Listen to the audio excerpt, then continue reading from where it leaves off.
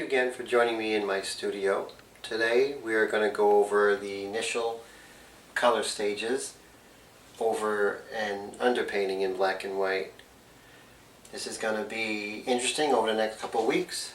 We'll go over the many layers, some of the aspects of color and how airbrush color reacts differently than, let's say, painting with a regular brush or pastel. It's a leg study. It's a point of departure for me. I'm usually doing full figures of portraits, so it's going to be fun and outside the box for me. And I hope it's a learning experience for you. If you have any questions, feel free to write or comment. Thanks. Okay, you see here we have the black and white underpainting. What I'm going to do is the initial mid-tone colors that are in between the darks, the real darks, and the lights. Doing this is twofold.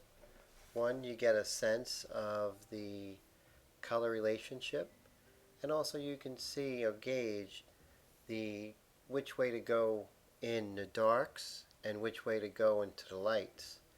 And also, this is sort of the transition between the darks and the lights, so you pretty much can get the borders correct. So it's I like starting out with the midtones. If you notice here, there's a lot of magnets, and I bet you're wondering where are those magnets or their weights. Actually, it's a thin illustration board, and I have a similar size piece of sheet metal behind it, or aluminum.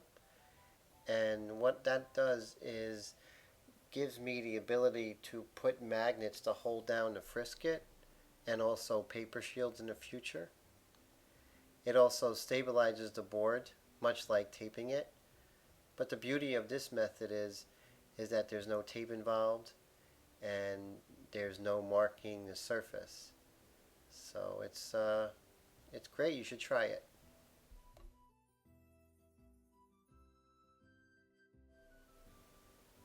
You can see also I use an aggressive eraser, and as I'm putting in the midtones, keep redefining the shapes of the light. It's very important you don't lose that.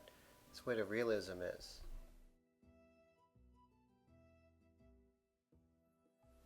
It's always important to add some white to the color. If you don't, it becomes a transparent. And with that said, what happens is that as you do one layer upon another, it keeps getting dark. By adding a little bit of white, or as much white as needed, it becomes stable. So when you put several layers on it, it doesn't become darker. It's exactly the color in which you mixed. And as you can see here, I'm starting to come in with some deeper color in the bottom of the feet here.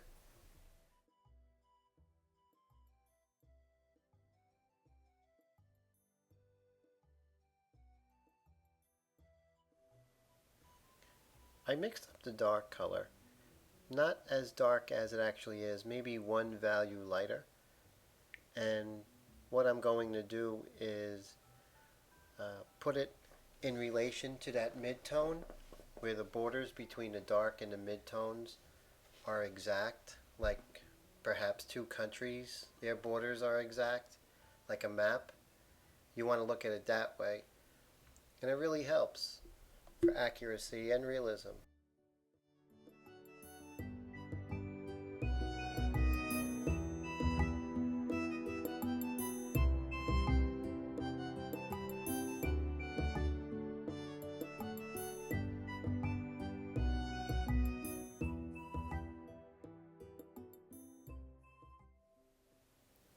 Like the coastline of the United States of America on the East Coast, if you look at the map, it meanders and curves, goes out and goes in. That's exactly how you have to look at how the dark plays against the midtone. It's not just dark, then midtone. It has to follow that almost geographical exactness. That's where the realism lies. Art students often ask, how do you get skin texture? Well, it's not that easy. There's no secret formula.